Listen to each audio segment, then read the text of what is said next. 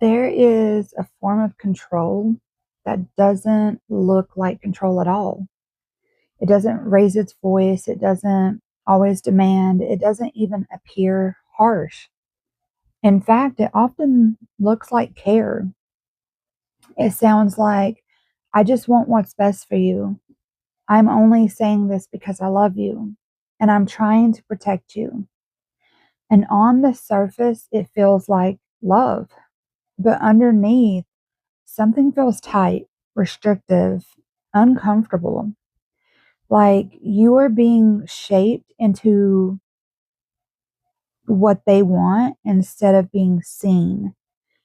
So today we're going to explore something deeply important: how control can disguise itself as care and why it is so difficult to recognize.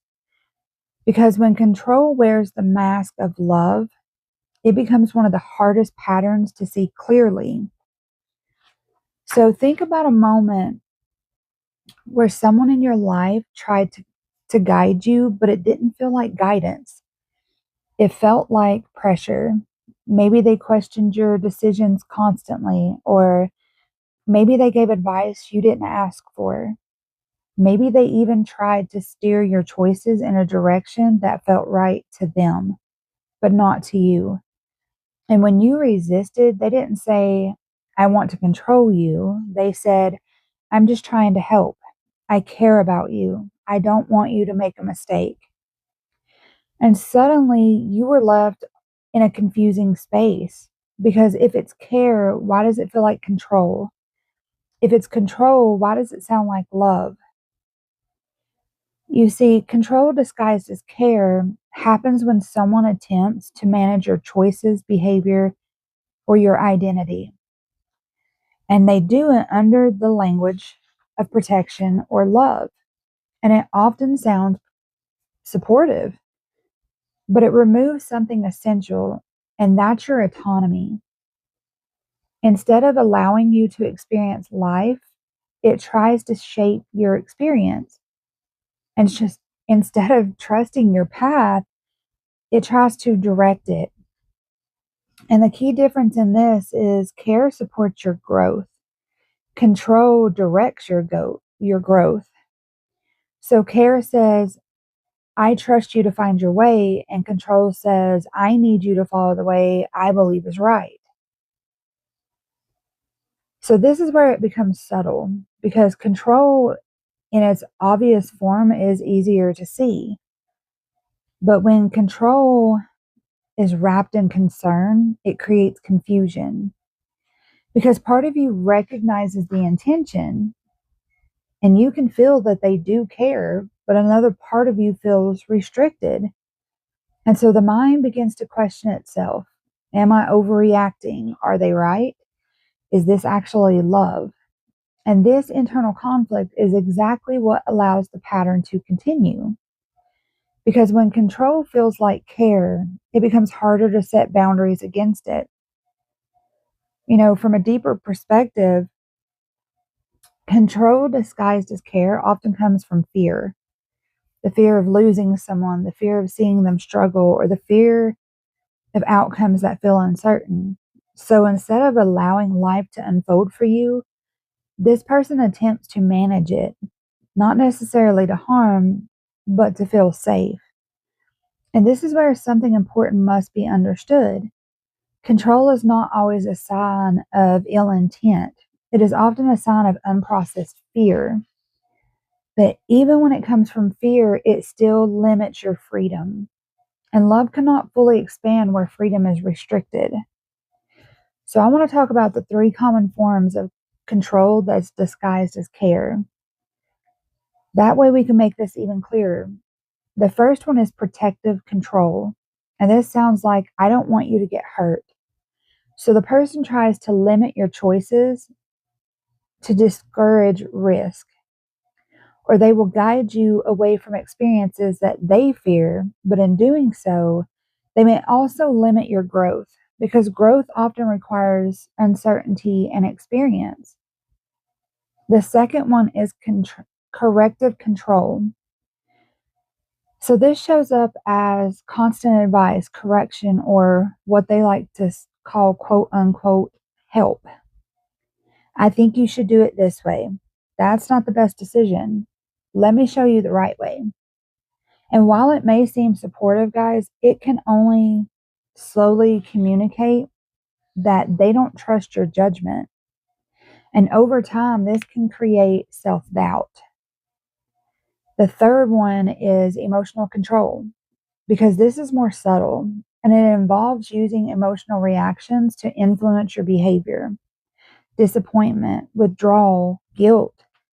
Instead of directly controlling, the person creates emotional pressure that guides your choices. And you begin adjusting yourself, not because you want to, but because you want to maintain connection. So, being on the receiving end of this kind of control can create confusion because you may feel loved and restricted at the exact same time.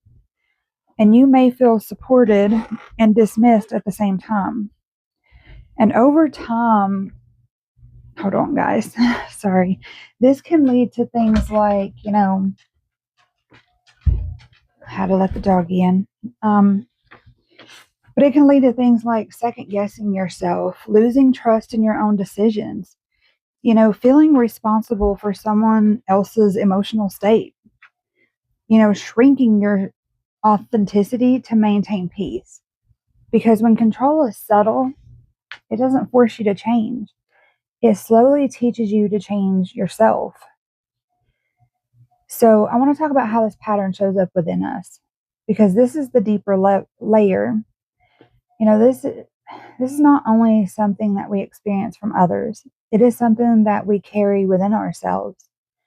And there are moments where we try to control people because we care about them, where we want them to choose differently, to act differently, to be safer, to be better.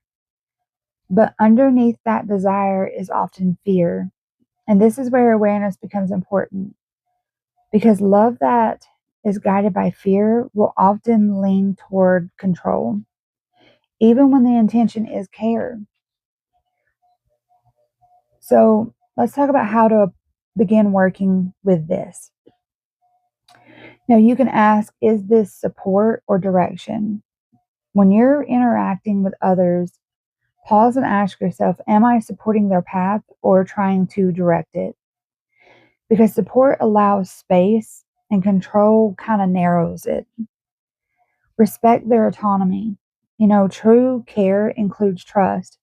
Trust that the other person has their own path, their own lessons, and their own timing, even when it looks different from what you would choose. Communicate without pressure. Instead of, you should do this, try, this is how I see it, but I trust you to decide what feels right for you. This keeps connection open without removing freedom. So, yeah,